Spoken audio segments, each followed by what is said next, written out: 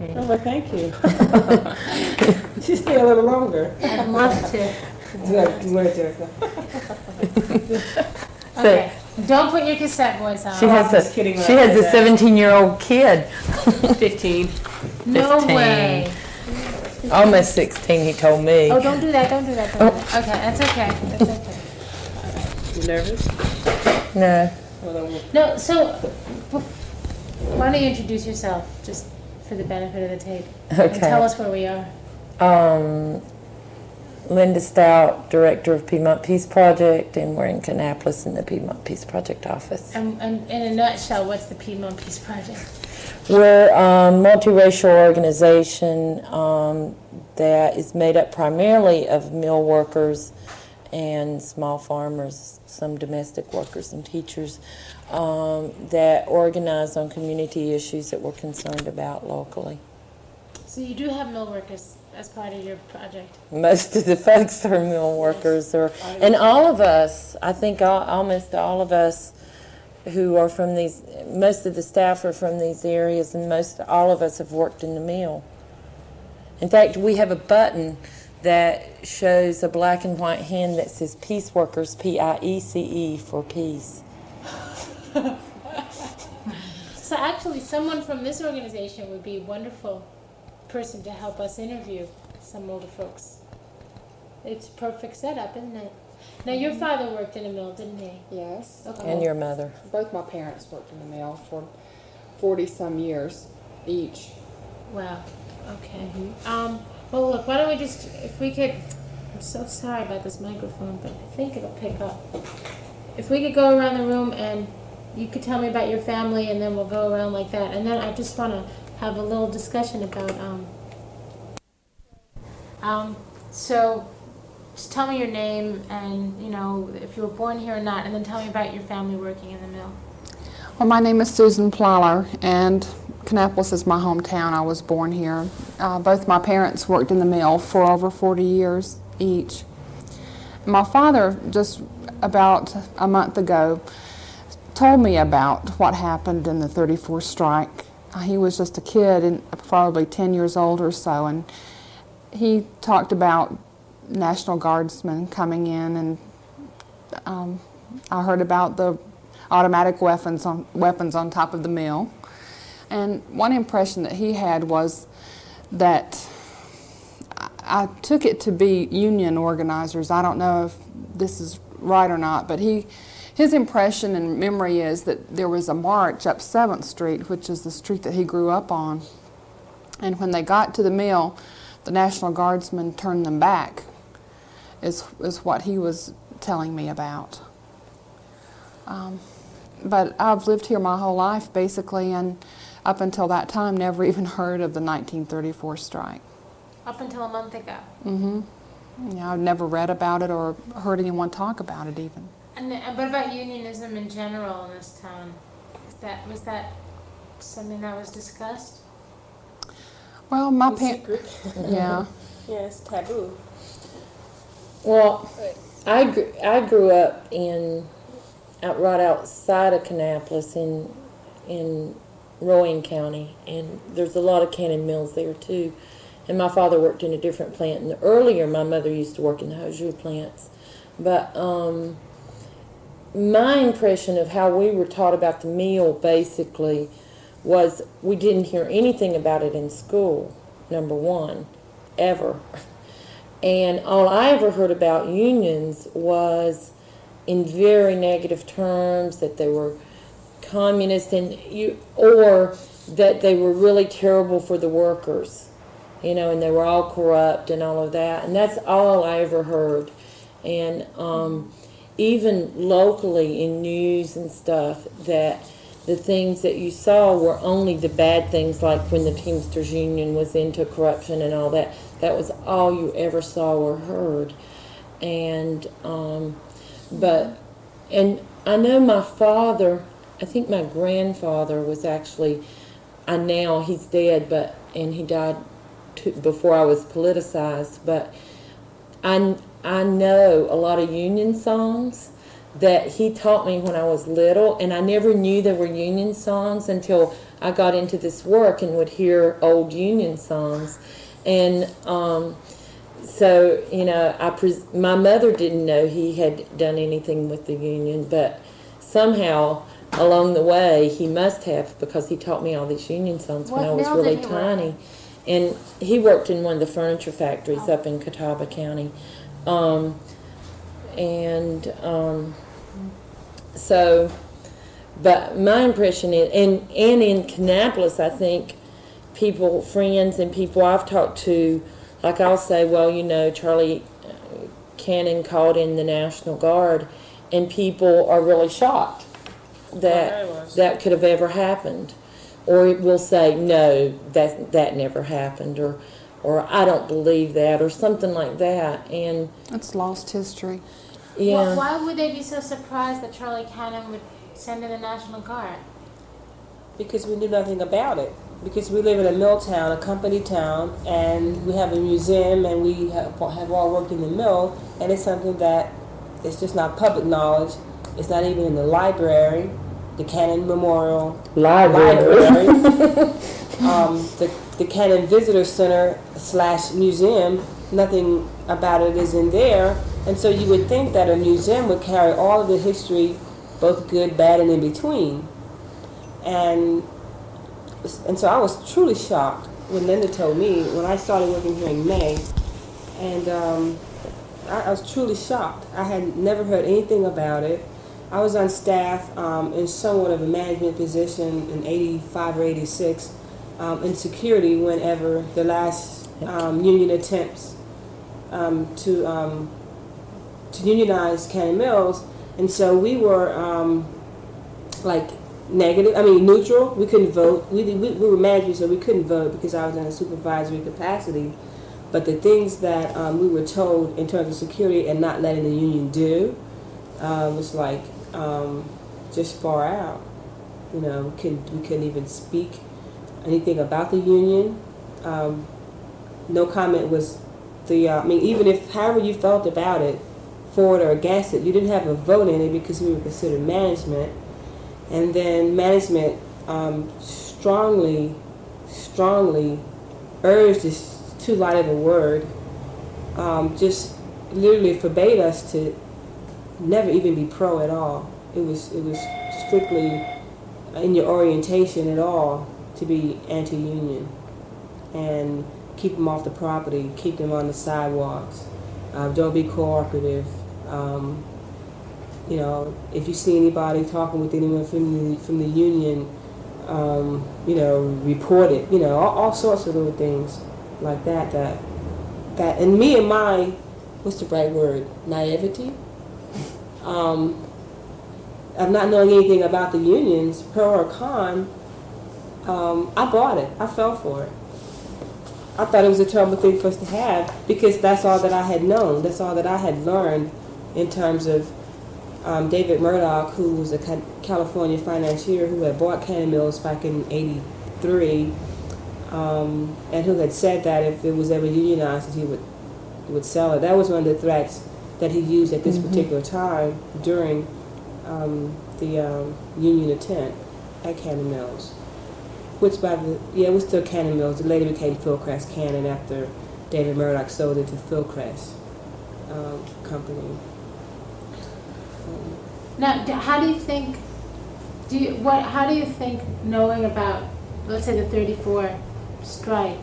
I don't know. I think they might have struck later, like you said, maybe in the '40s. But how do you think, knowing that there was a general strike that Kannapolis tried to take a part in, or wasn't even able to?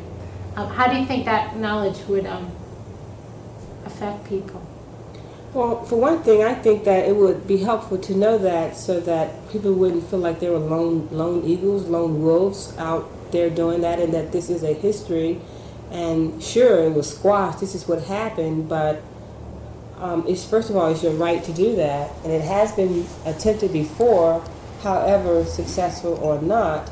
But just a sense of knowing that this is something that at least people here have tried before. It's nothing foreign. It's nothing new. And how the power structure played a part in that could really piss people off and really change them from being on the border. A lot of people who really wanted to support the union, were afraid to do so because of threats and because of layoffs, under the pretense of no work available, and who were basically on the border and could be pushed either way, but because the company held all the cards, they were pushed in the way of the company and were afraid to speak out or to be involved publicly in union activities, going to meetings and all of that, even being seen with someone who they knew was a union organizer or whatever. So people were truly afraid and didn't even want anybody to talk to them about it in the mill at all. What do you think about the union? Don't talk to me about that. It was just a real panicky, it was just a real panicky, freaked out time. And like I said, I didn't have any history of unions or knowing anything about them. All I knew that, I was considered a part of management, and management didn't want it, and management wanted us to do everything that we could to make sure that union organizers and sympathizers did not come on the property. There were certain things that were considered public property, like sidewalks and all of that. And, is it really public in this town? Do you know what they did? Let me tell you what they did. That's what our lawsuit's about. 1 second. Tell me what they did. They drew lines all around Cannon Mill property, like blue lines. If you can remember, have you been on a trip to the mill yet? Okay, well then you need to really be there to do. There's a lake at the mill, and there's a stoplight here. So what they did in claiming their property, what was considered theirs, well, sidewalks are considered public property. But what they did, they drew lines, blue lines around the mill, starting maybe like, where the light is, right there by the lake. Okay, probably maybe 10 feet from the light, which means you're way back, we're near the gate. And you can go in this area, and the gate number 2, on the film is gate number 1. Okay, and then straight down from that is gate number 2. So all the way around the mill, they did this blue line thing, this circumference around the mill. To keep union people out? Yes, and what they even did was so they couldn't cross over the line? Exactly. Were they allowed to be on the other side of the blue line? Yes, but you were at the stoplight. What good would it do you? People were already dispersed and coming out and going in millions of directions at this particular time. The guy who sold papers, coming out, papers, read all about it, whatever. They even wouldn't let him do the papers because if he's doing it, then, the same old story. Well, how can we keep everyone else out? Vendors, they wouldn't let vendors. And all this was something that really hurt the employees, because if vendors could come and you could buy your lunches and things on the way in or on the way out, get a snack or something, vendors did a pretty good profit because people were, hungry, thirsty, whatever, coming in and out. But then once you have to move the vendors back so far, which is across the street in the parking lot, then people have already dispersed into the different directions. But anyway, they did this blue line, okay, around the plant, and you could only come within so many feet of it. It was like a rule that they did, but it didn't work out because I think I don't know if it was David Murdoch. It was during a time when they were going into the transition of Philcrest buying it, but somebody from the security or whatever in Eden, where the main office is now for Philcrest, saw it and was like totally blown away by it. Like, this is not good PR image.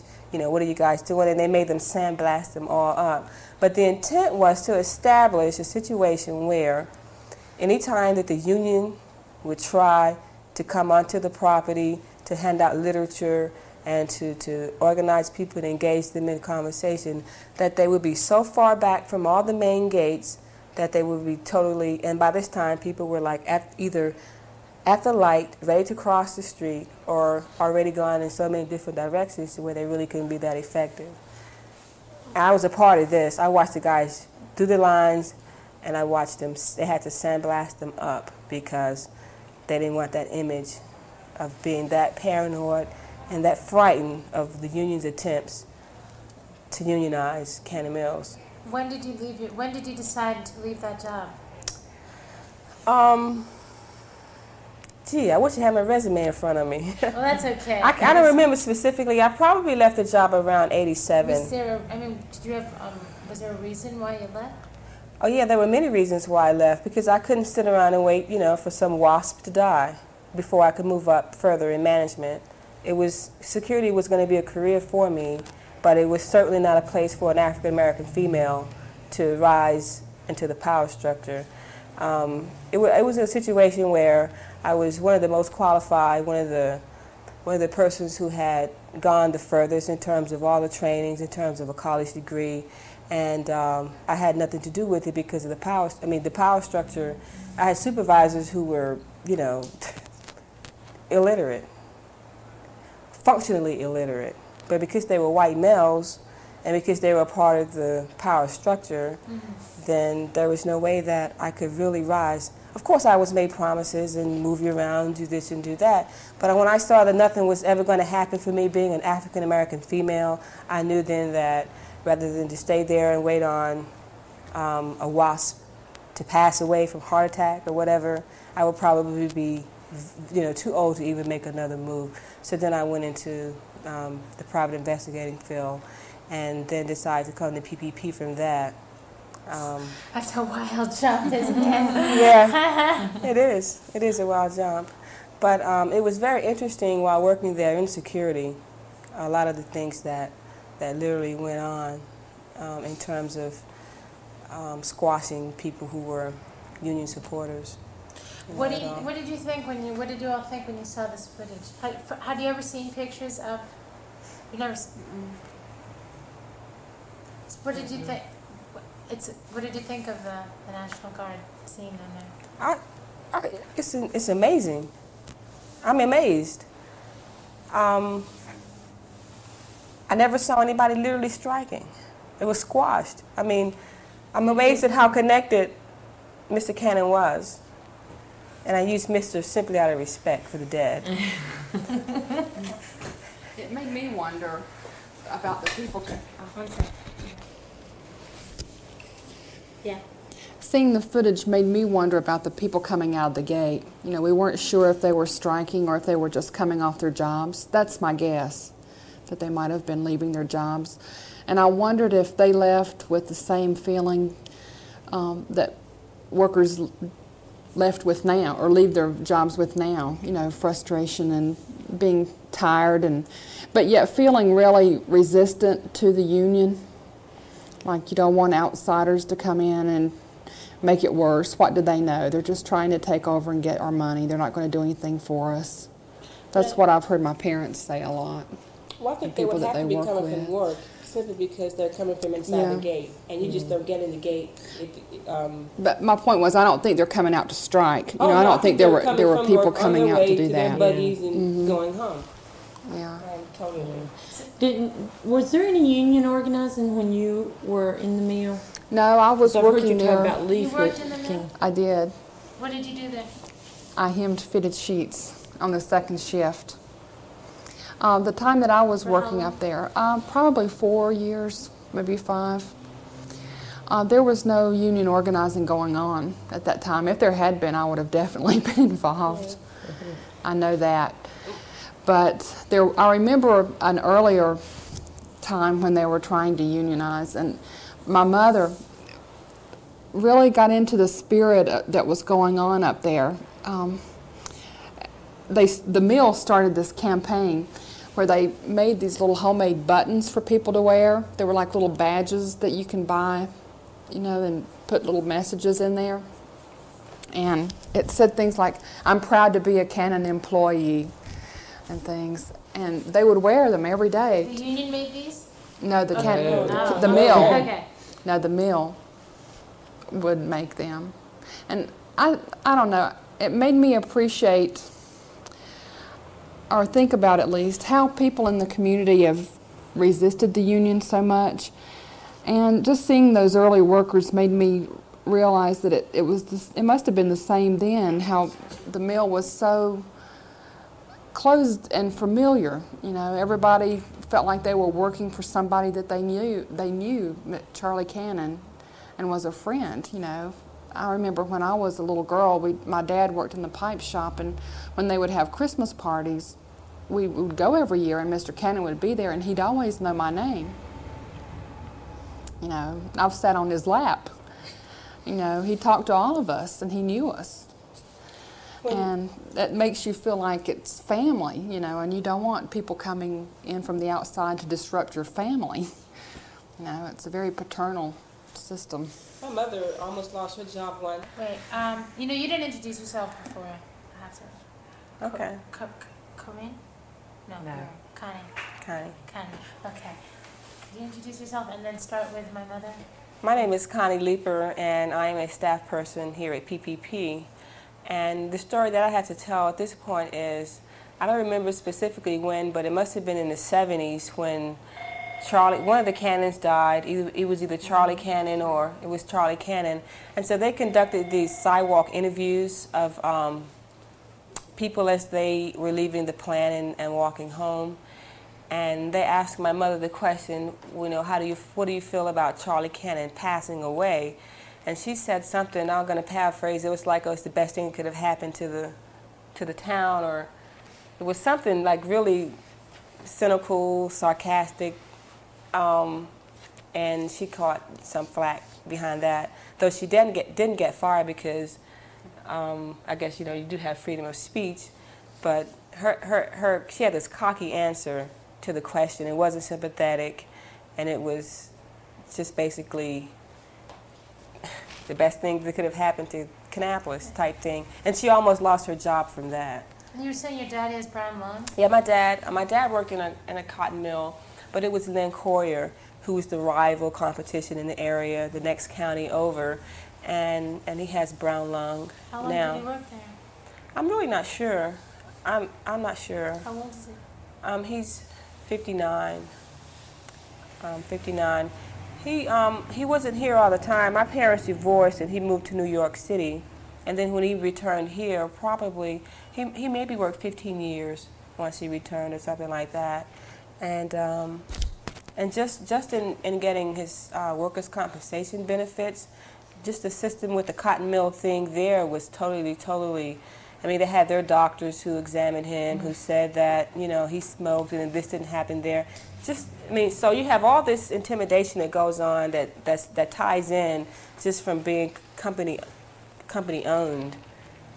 That type mentality that happens. They have their own doctors and they have their own stores, and just everything is, you know, totally connected into that.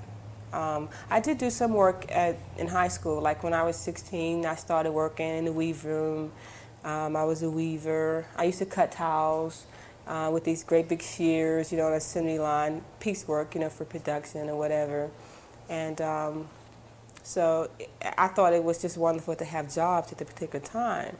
And of course it was to be somewhat financially solvent at 16, 17, 18.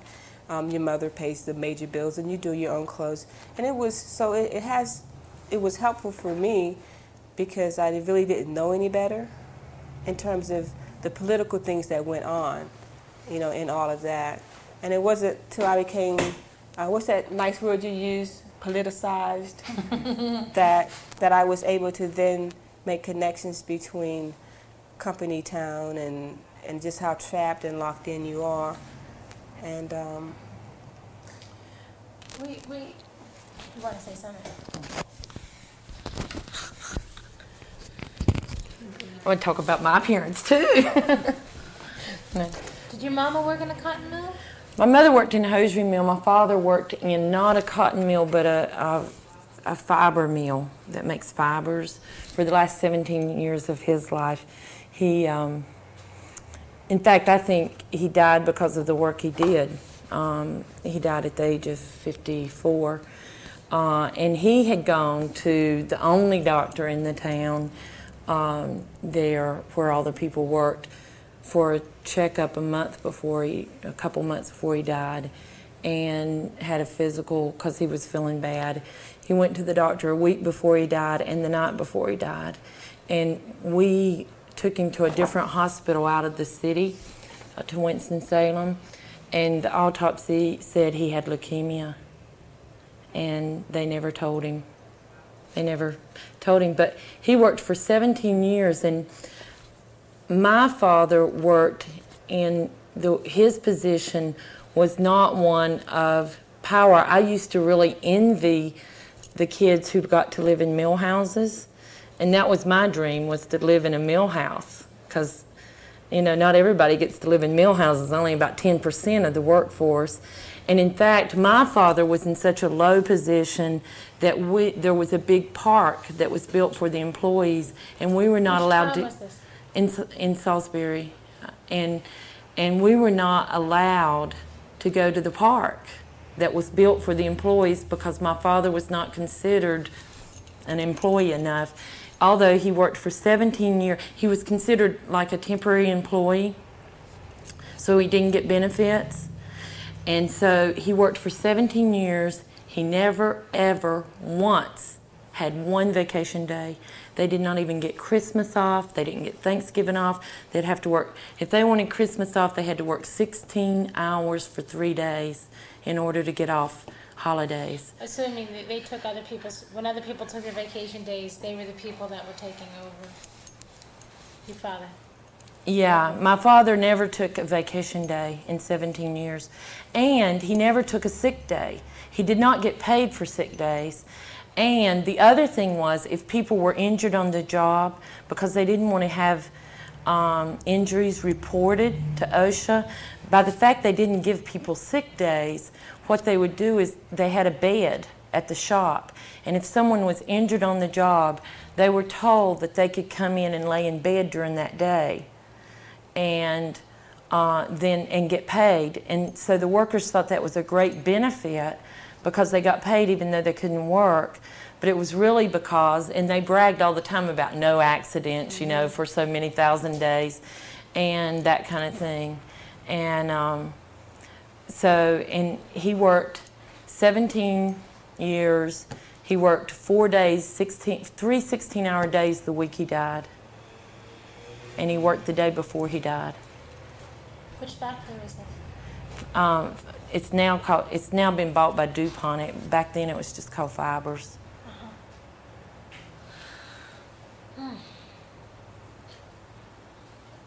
And I worked in a hosiery mill like my mother before other work, but I think we always do what our parents do in the mill a lot.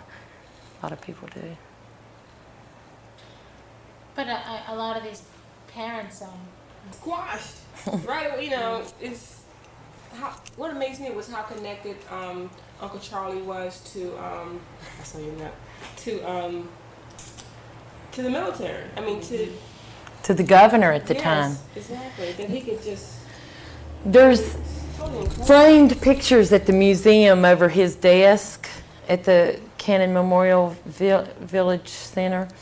One is a picture of Richard Nixon with a note to him, you know. And so he was very connected politically. Now, do you think, was Charlie Cannon owner of this in 34? No, it was his father. Probably his father. Yeah. Are you surprised that you don't see any active strikers here? That's why I was saying. Do you want to answer that? I'll just, Well, okay. What were you saying? That at the school, A.L. Brown High School, the trade class, or the distributive education class it's called here, they have weaving looms set up in that class to teach people in high school. And Well, that makes, so what, are they sort of, was that given as a gift to the schools? Is that it? Or, I mean, or I'm sure that it was. Do you I'm think sure that that it makes was. part of the educational process to some students, because a lot of high school students would get off early from work and go to jobs. Now, many of them worked in the mill. That's what Connie's whole talking time. about, yeah. While they're still in high school, they'd go, you know, till lunchtime, and then they'd get off and go to their job in And the it mill. counted as credit Yeah. for your class, for your school. do you see a problem in that? Oh yeah, I mean it's teaching people to be totally dependent on the mill. They don't want people to learn about anything else. They don't want to allow any other businesses in. They don't want schools to improve. You know, I mean, we work in other counties as well. And I just came back from a meeting in one of the counties where the city, which is a very wealthy city, because of a retirement community there, would not approve a building site for Head Start. They won't even allow Head Start in the town.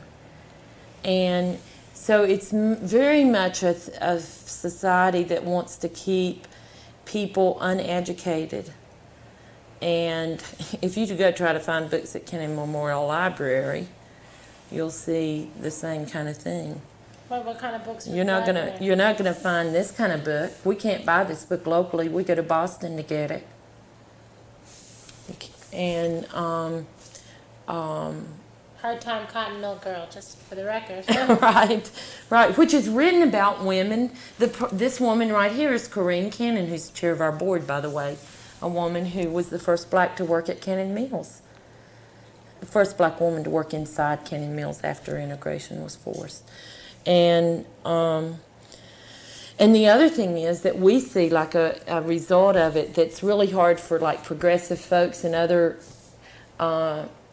areas of the country to come in, and they don't understand. Local folks will not ever let a stranger, out of town person, spend the night at their house, ever. You know, we've not, particularly older people, it's just unheard of. And it took me a long time to figure that one out, because I didn't know what it is, but it's just not done. And people will tell you, you just don't do that. You just don't. And people are actually insulted if you ask. And I think a lot of the reason I learned later had to do with the fear of union organizers and anyone out of town being troublemakers. And one of the men I met, who's the guy who owns Hot Springs Inn? Ed? Oh, anyway, up in the mountains. He used to live in Kannapolis when he was a little boy, and his father was a Methodist minister here. And he said that a union organizer came into town, this was in the 60s, and spent the night at their house, and their father was called the next day and said, you better be out of town, and your family better be out of town. And they picked up and left that very day and never came back. When you're talking about the educational... Well, growing up in Kannapolis and going through the public school system here had its advantages for mill kids too. And part of that was that in, I guess, the mill's efforts to keep people happy or to keep them down in some way, they also provided a lot of perks. For instance, when I was in the high school band at A.L. Brown High School, we were given things that other local high school bands didn't have. Right. For instance, well, just money for different instruments. We'd have big timpani drums and just a lot of equipment that other high schools didn't have. And that spilled over into other departments too. You know, the athletic department was famous for their Nautilus machines long before other high schools had that. And so that I really grew up in an advantaged situation compared to some kids in the areas, because we had things that other people didn't have. In fact, when the mill was sold, I remember this so well, one of the main panics that went through the town at that time was not only what's going to happen to our jobs, but what's going to happen to the schools, because the mill had been providing huge chunks of the operating budget of the Kannapolis City Schools. And I remember that there was a big picture and headlines across the front with David Murdoch assuring the city school system that they would continue to supply that money, because it wouldn't have come from any place else, and the mill had paid a huge amount all those years. Growing up and visiting the vocational building, seeing those looms was a joke. You know, when you're a high school student in the mill, it's a joke. You know, everybody says, I'm never going to work in the mill. Forget that. I'm getting out. You know, there's no way I'm going to work in there. And it's a joke. You know, they always have a huge ad in the yearbook, full-page ad, and everybody laughs and writes funny, corny things across that, because it's like I said, it's a big joke, even though most of the time their parents worked in there. But the truth of the situation is, sooner or later, whether you really wanted to admit it or not, you ended up in the mill yourself. So, you know, there is a real struggle about how to, you know on one level that there's oppression and that what the mill is really doing, but at the same time it's really difficult to get out of that. And in terms of history and, let's say, the textile history locally, what did they teach? They taught nothing. Absolutely nothing. I grew up my whole life through the Kannapolis City Schools, and I never heard any history whatsoever of even the town, except how the Kannapolis got its name. I grew up knowing that it meant City of Looms, and it was named for, you know, after the Cannon family and for the mill. But other than that, I never heard any kind of Union history whatsoever. I never heard any Union history. Okay. I never heard any kind of history of resistance, but I never learned anything that helped, that I now know was the true history of this area. And not only but history was so de-emphasized in my school. I had to take 1 year of history. You're required 2 years of history in high school. And 1 year, the U.S. history was taught by the football coach, excuse me. And the other year, I took Bible, taught from a fundamentalist point of view. And it's still taught there. It's not quite as used to. You had to get permission to be out of the Bible classes. Now you have to have permission to be in them. But they're still there. And there was, just last year, headlines in Rowan County was, School Board Defies Constitution, and had a whole big article of them discussing the fact that they're still going to allow prayer and Bible teaching in the schools. And to hell with the Constitution, basically. And there's, not only is there nothing, but the substitute of like Bible taught from a real conservative point of view, which I was just telling people here the other day, and they were so shocked that we're even taught racism within the Bible classes, even though it was, you know, blacks took Bible too, but we were taught that this bad kid of Noah that went off and did really bad stuff, we were taught in school that that was the black race. And Connie was saying, well, and Joanne was saying, oh, well, we were taught about that in the black church, but we were told it was the white race. And, you know. That's great. Yeah. So did you think of some other folks there, or those were just ideas? There's this book, which I think might have stuff in it, I just don't know. It has some old stuff in it. It starts off here in 1931, talking about Kentucky. I don't know if it has anything that would be helpful to you. But I know all these folks. Steve Hoff, yes, I know. Bob Hall is still there. The elderly people? No, but they did all this research. These are the writers. But I didn't know if... I'd like to take a look at that. Yeah.